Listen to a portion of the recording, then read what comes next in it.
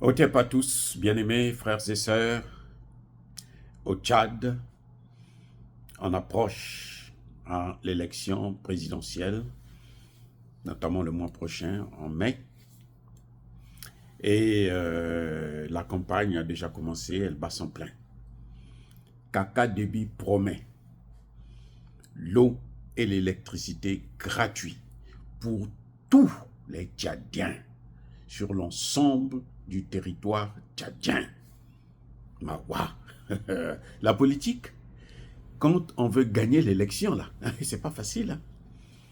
Kaka Déby a dit qu'il va offrir, il va payer toutes les factures de l'eau et de l'électricité pour tous les Tchadiens. C'est une première en Afrique. Oui, c'est une première. L'État qui paye votre eau, votre électricité, mais il y a quoi de bon, de mieux? Et ça, c'est une promesse que seul Kaka Déby peut faire. Succès Masra ne peut pas promettre ça. Il n'a pas les moyens. Il n'est pas président. S'il dit il va le faire, Kaka Déby peut bloquer ça. Parce qu'un chef de gouvernement, il applique la politique du président. Ce n'est pas la politique du gouvernement, non. Il est seulement le premier des ministres que le gouvernement, le président a choisi. Donc, il n'a pas les mains libres. C'est le président qui a le dernier mot. Donc, quand Kaka Déby dit « moi, je veux faire ça », mais lui, il peut le faire. Mais Succès Masra ne peut pas le faire. Parce que Succès Masra doit dépendre de son président, qui est Kaka Déby. Maintenant, est-ce que c'est une promesse électorale? C'est possible. Mais je préfère encore lui accorder une chance que de laisser les choses se passer, c'est-à-dire que se dire que non, mais on va aller vers Succès Masra, qui n'est pas en fait un opposant, qui est l'homme de la France-Afrique, qui est l'homme des États-Unis. Donc, vaut mieux avoir affaire à Kaka Déby, parce que lui, il met en place, c'est-à-dire que lui, il peut changer. On a vu son déplacement à Moscou, ça a surpris tout le monde. Les Occidentaux étaient surpris.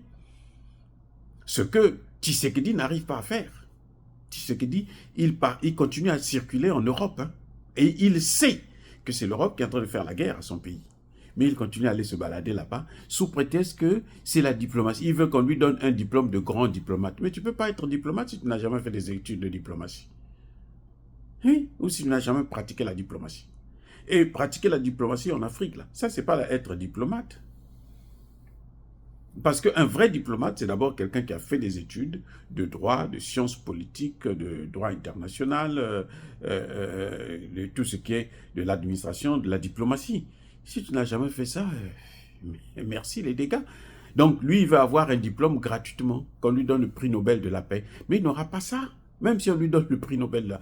Obama avait le prix Nobel de la paix, il est le plus mauvais président des États-Unis, notamment pour l'Afrique. Alors, le plus médiocre, puisque c'est lui qui a commis plus de dégâts, plus de crimes. Voilà ce qui est en train de se passer, voilà ce qui se passe. Donc, bien aimés frères et sœurs, c'est quand même à saluer que le président du Tchad puisse penser à cela. S'il arrive à réaliser ça, s'il arrive à être élu, eh ben, nous avons au moins un élément sur lequel on peut chercher à lui demander des comptes.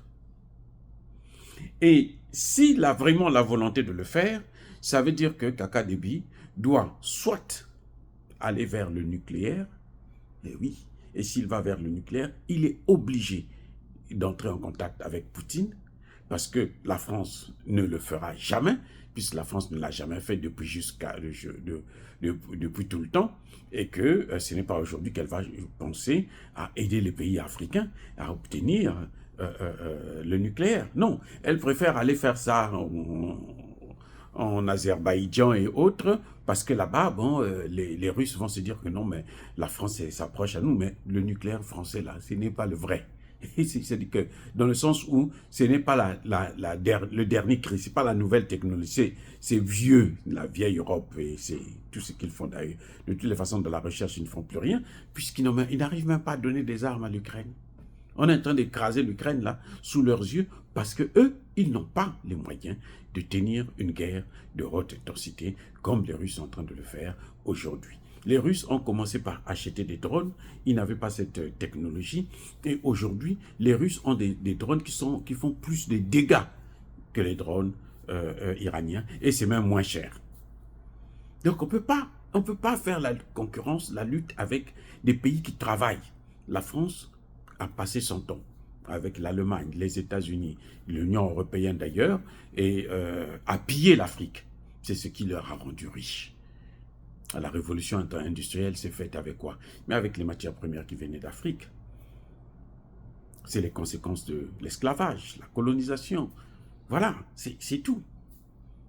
Oh, bien-aimés frères et sœurs, dire cela, c'est inciter à la haine ou à la violence. Non. Encore une fois de plus, je persiste et je signe, soyez bénis, abondamment bénis par le Dieu des Kémites et par nos ancêtres angélisés. Mais que tous ceux qui persécutent le continent africain, le pillent et le déstabilisent, qu'ils soient noirs, blancs, chinois, arabes, juifs, indiens, qui qu'ils soient punis, maudits, foudroyés, neutralisés, écrasés, effacés par le Dieu des Kémites et par nos ancêtres angélisés. Vive l'Afrique éternelle, j'ai dit et j'assume.